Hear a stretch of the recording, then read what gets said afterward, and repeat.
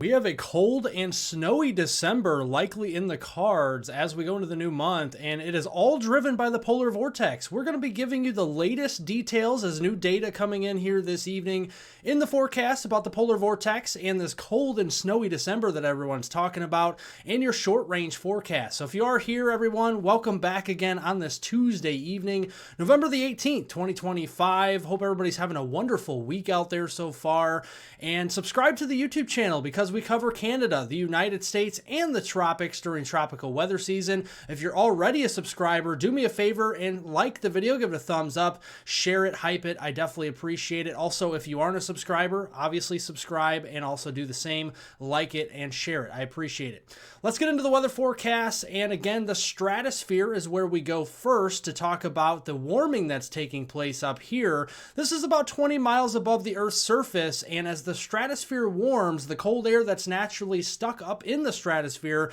gets displaced underneath of that wedge of warm air, and that cold air drops to the troposphere of the surface of the Earth where we live, and that process will take some time, but it's already starting to warm this week. And then we have a more notable warming in the stratosphere as we go into Thanksgiving, and this one could send shots of the coldest air on Earth literally to the United States by the middle of December, and right in time for the holidays such as Christmas and New Year's Eve. Let's look here first at the short-term weather forecast because we have a couple storms we're watching. A disturbance moving through the Ohio Valley.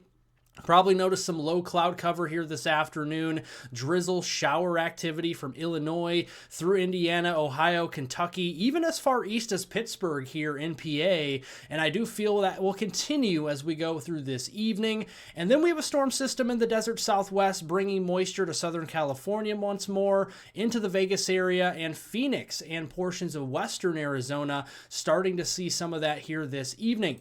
With the low cloud cover across portions of the Midwest, Ohio Valley, and the absence of any strong winds, you can see very light winds up here. I do feel that a fog transition here this evening. It's going to get a lot foggier. You got all that moisture hanging around in the low levels. You probably had some rain today, so the rainfall did fall to the surface, and that's creating here what we call advection fog or ground fog across the Midwest and here into the Ohio Valley. So visibility could be a little bit restricted at times, so make sure to take it slow out on those roadways for the evening. And I do feel as we go into Wednesday morning, some of that low fog could actually be a problem for the morning commute up here across the Midwest Ohio Valley, with it improving with time going into the afternoon. But I do feel another day of some patchy fog will be possible Wednesday afternoon. Speaking of Wednesday, we are tracking our next threat for severe weather. The Storm Prediction Center, located in Norman, Oklahoma, has actually highlighted Texas, especially areas from Lubbock southward to Midland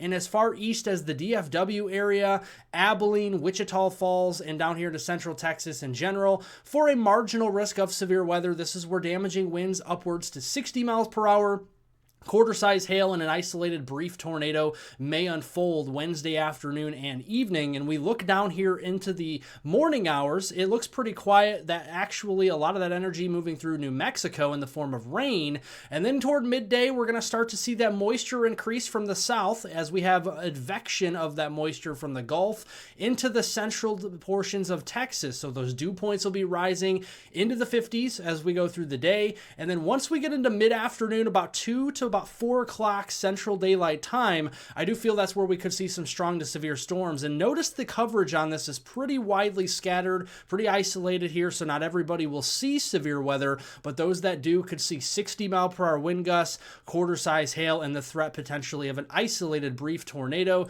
That takes us into the mid-evening hours, and then I feel it turns into a more of a heavy rain setup as we go through the day on Thursday.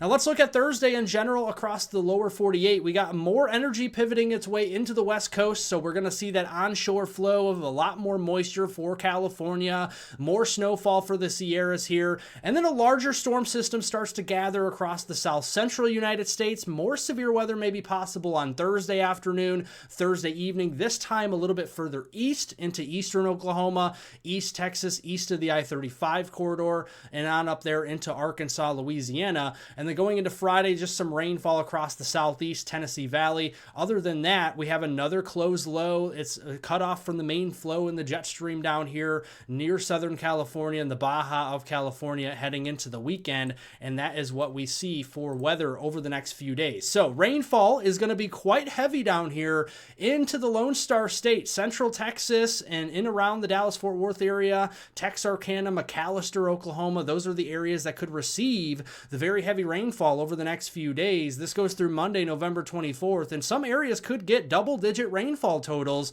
of 10, perhaps 11 inches, so that could cause some flooding. Of course, the Weather Prediction Center does have a slight risk for flooding down here into southwest Texas, marginal risk up through Dallas-Fort Worth, getting into western portions of Arkansas, southeast Oklahoma over the next 24 hours. And then going into Thursday, slight risk for flooding from Texas on up as far north as southern Missouri, keeping a close eye on that threat as we go into later this week. A lot of rainfall in a short amount of time could lead to flooding, so make sure, again, turn around, don't drown, never drive on a flooded roadway.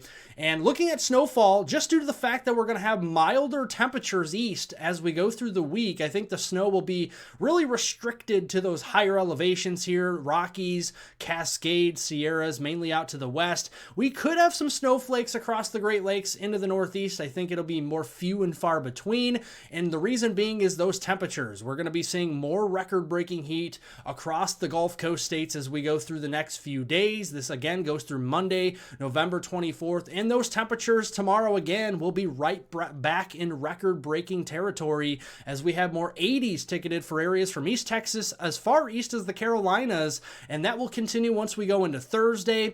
Friday, more records into the southeast there, especially for Georgia, South Carolina, then going into Saturday as well, and Sunday perhaps again more records broken in southern Georgia. So we're going to have a lot of warm air across the Gulf Coast, more seasonable to the north and colder into the northeast, so make sure to have a jacket ready if you're headed out to those bus stops early in the morning, or if you're heading out to work or have any errands to run, especially as we go into the weekend. It will be a bit chilly out there. Now again, the stratospheric warming is going to be a big deal as we go through this week. Again, a more notable stratospheric warming event will really start to take place as we get towards Thanksgiving. This is going to be the stronger push of air that we see as we go into the middle of December, and then right in time for the holidays, Christmas Day and also New Year's Eve, New Year's Day. So we're going to be keeping an eye on that. And again, to look at it here, I know it looks like a lot of colors here, but just think of the blue colors as colder air. Think of the red colors as warmer air. And notice the polar vortex is more stable right now, but as the stratosphere begins to warm, the polar vortex gets more unstable and then starts to unleash cold air. Right now, the cold air is over Russia. That's what we see in Asia, but now it's going to start to send some lobes of colder air closer to home here into the lower 48, and the first push of that could be for Thanksgiving heading into the last week of November. You can see a lobe of the polar vortex gets broken off, sending it towards Canada and the northern tier of the United States, and then a much stronger push reloading up here, and this one could be stronger from Russia all the way through Siberia here. It is going to be a cold setup once we get into the middle of December. Now let's look at this here into the Thanksgiving week. Yes, we have some colder air in place. I don't feel this is going to be dangerously cold air, but it will be colder than normal for Thanksgiving. So get ready for that across portions of the United States. Also got to keep tabs on a more moisture-laden system, a bigger storm system to develop across the central United States for Thanksgiving week. Whether or not it impacts the day of Thanksgiving, before Thanksgiving, after Thanksgiving, is really hard to pinpoint right now, but the overall trend is the last week in November, a larger moisture-laden system is likely to develop somewhere across the central United States. And you can look here at the model runs. This is last night's 0Z European model run, and notice as we go through the last week there of November, there's storm system number 1. It's showing potentially with more rain than snow, and then here after Thanksgiving, towards the 1st, 2nd of December, this could be a blizzard. That's what it shows in Minnesota. But then we go to the 12Z run, and notice during that same time frame, there's that first system, a little bit more weak in the new run, and then you can see that second system coming in as we go in towards the 30th, 1st, and the 2nd of December. That one zips by very quick, brings more snow for the Ohio Valley Northeast, and notice Minnesota doesn't get touched with snow. So there already is a little bit of uncertainty from the 0Z run last night to the 12Z run here today. Same thing with the GFS GFS. Here's the 0Z run from last night. Notice we have that first storm system coming in and around Thanksgiving, and then we have more of a snow system for Thanksgiving, and then post-Thanksgiving travel on the 28th for Black Friday across the east,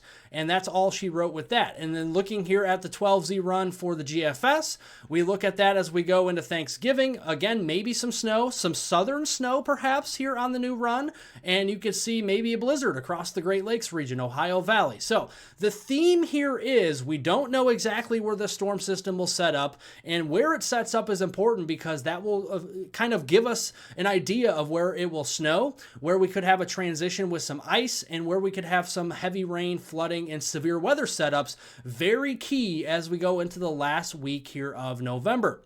Overall, the overall theme here in general, the further south and east that you do go, obviously the temperatures will be warmer, so that will favor more liquid precipitation with rainfall, with more flooding rains perhaps from Texas all the way to the East Coast. And then the snowfall setups could be in general from the Texas Panhandle up through Wisconsin and all the states in between, such as Minnesota, Iowa, Northwest Missouri, Nebraska, Kansas, maybe even Michigan getting some snow, and then portions of interior New England. So areas closer to the lakes could see some lake effect snow with this setup in the last week of November. In general, I think with the colder air coming in with the polar vortex, I do feel that we're going to start to see that step down process with the snow moving further south, and could include some southern states going through mid-December, and then going through the holidays, Christmas Day, New Year's Eve, New Year's Day. I think that process will continue to track further south as that colder air gets really cold, potentially dangerously cold for the north. So that will be drier air, and that will push the storm track further south. And if the storm track goes further south, that means the snowfall goes further south as well. And areas from Texas all the way to the Carolinas, including Louisiana, Mississippi, Alabama, Georgia perhaps, could see some chances for snow as we round out December and go into the early portion of the new year. So we'll be keeping close tabs on those trends over the next few forecast cycles here over the next few days. So make sure to subscribe to the YouTube channel. We'll cover Canada, the United States, the tropics, of course, during tropical weather season. Obviously, that's coming to an end, but we'll continue to cover Canada, the United States. So subscribe to the channel if you haven't already. If you already subscribed, like the video, share it. Again, if you have not subscribed, if you have subscribed, do both. Like it, share it, hype it. I appreciate it. Thank you all for watching, folks. Have a wonderful, safe rest of your Tuesday out there.